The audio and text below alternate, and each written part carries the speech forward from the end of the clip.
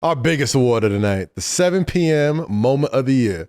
Much like our 7 p.m. moment, this person personified locking in and took their game and craft to the next level. Damn. Melo, the choice is yours. 7 p.m. moment of the year. Kyrie Irving. Yeah.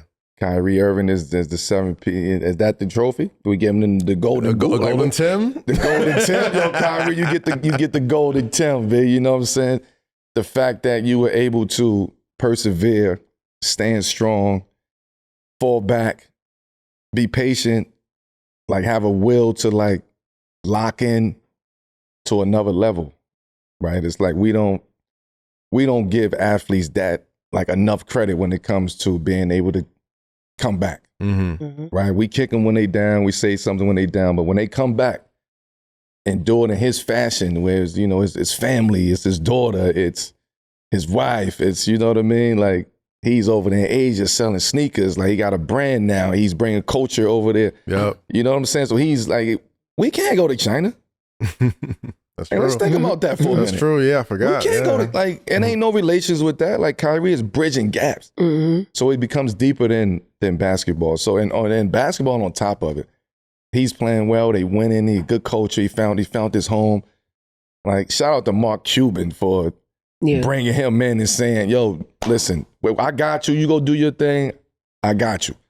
Jason Kidd, right? Luka for allowing as the guy on the team, like Kyrie is, he deserves that credit and the flowers. A lot of people still have certain ways they look at Kyrie. And then, he goes on with Casanat and he's in there working out in the gym to Kendrick records and saying all these inspirational things to kids. Like you're talking to, this is how you reach the kids nowadays. And the very next day, it's an all night, marathon stream that he does. And the very next day they show him, Dallas Mavericks practice, going in, doing all that type of stuff.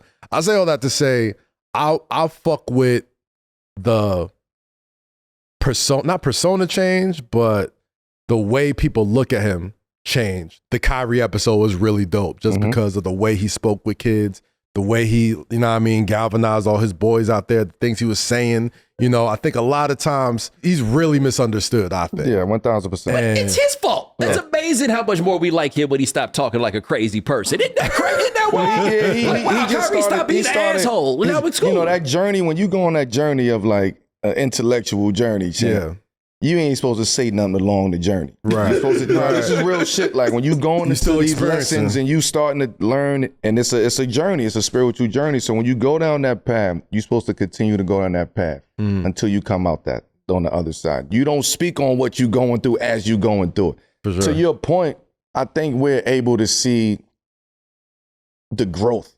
of Kyrie, right? And I alluded to this earlier with Drake.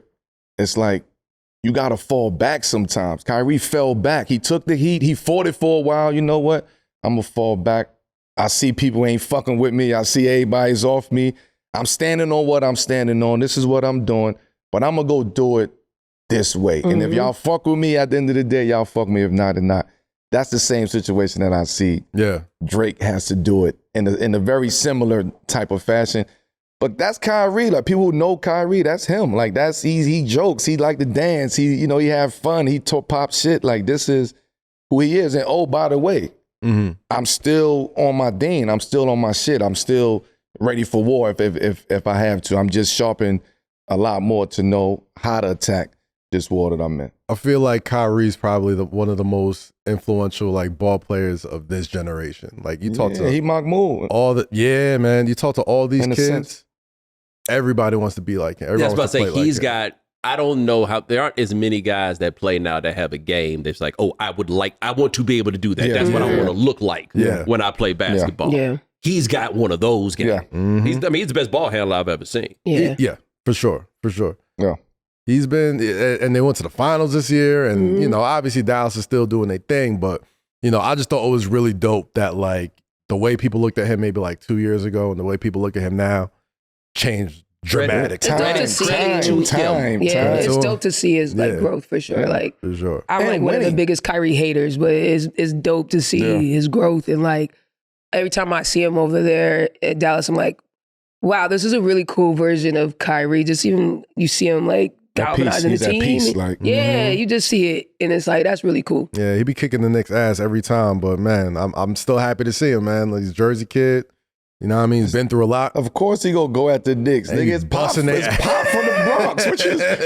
What you mean? His godfather is Ron Strickland. Like, this family is in the Bronx. So of course he loved, this is the Mecca. You gotta come back and show out the Mecca. He's got like the last, even though he's from Jersey, he got a real New York game. Like, when you think about like the New York point guard, which is something we don't talk about anymore. He's the last dude in the league that has, to me, just a flat out, that is a New York City basketball game. That's a fact. So, Kai, we gave you the Golden Temp, man. This is the 7 p.m. Golden Temp. Congrats, Moment Kai. of the year. You deserve that.